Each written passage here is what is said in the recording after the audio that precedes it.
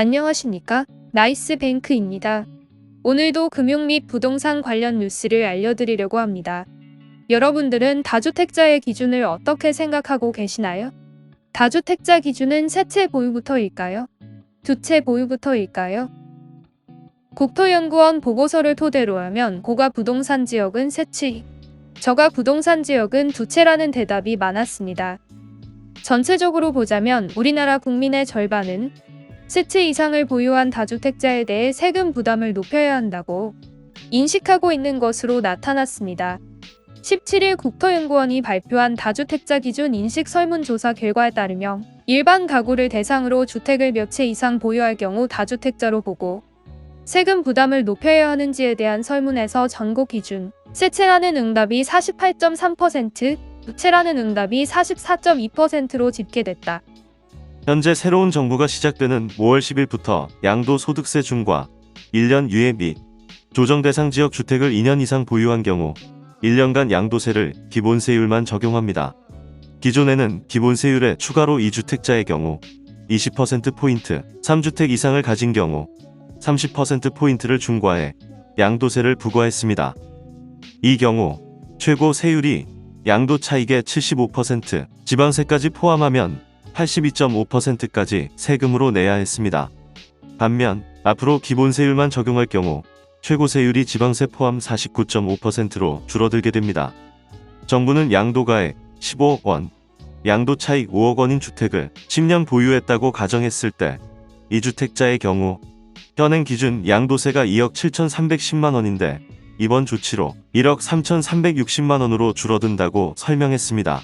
3주택자도 3억 2,285만 원에서 1억 3,360만 원으로 감소합니다.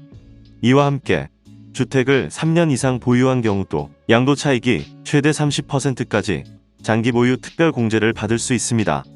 기존에는 법령상 중과세율을 적용받는 경우 장기 보유 특별공제가 불가능했는데 이번 한시 조치로 가능해진 것입니다.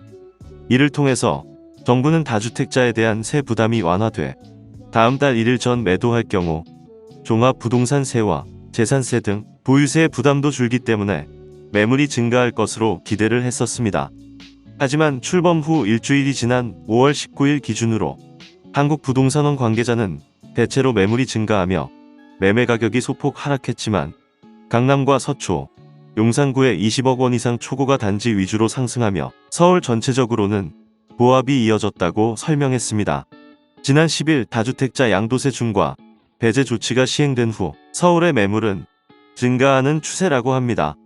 부동산 빅데이터 업체 아실이 이날 집계한 서울 아파트 매물은 6만 47건이며 양도세 중과 배제 하루 전인 9일에 비해 8.17% 늘었다고 합니다.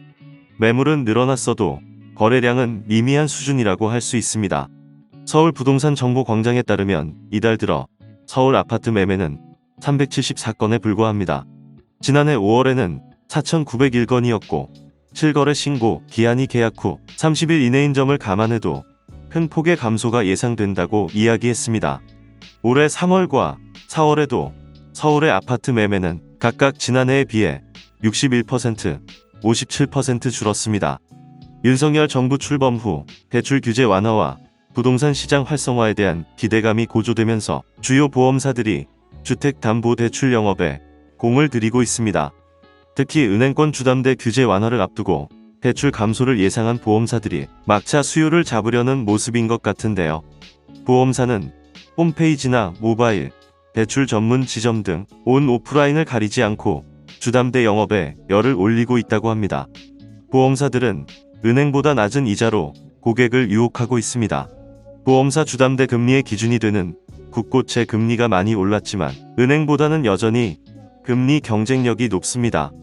금융감독원 금융상품통합 비교공시 금융상품 한눈에 따르면 7억 원짜리 아파트를 30년 고정금리로 빌린다고 할 때 KB손해보험이 연 4.03에서 4.81%로 대출을 내어주고 있고 이어 삼성생명 4.13에서 5.35%, 삼성화재 4.20에서 5.70% 등 순서로 주로 대형 보험사의 주담대 금리가 저렴하다.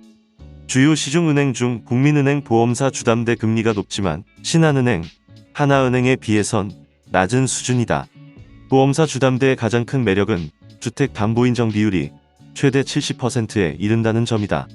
은행은 규제 지역에 따라 40에서 50%로 제한하고 있어 지역에 따라 대출금이 최대 3억에서 4억 원 가량 차이 날 수 있다. 잘 알아본다면 신용대출이나 사업자 유무, 다른 금융사 대출, 변동 고정금리, 혼합 대출 받는 등 갖가지 방법을 동원해 LTV를 90%까지 받게 해주는 경우도 있다고 알려져 있다. 올 하반기에는 국고채 금리가 더 오를 전망이어서 보험사들이 저금리로 주담대를 판매하기 어렵게 된다.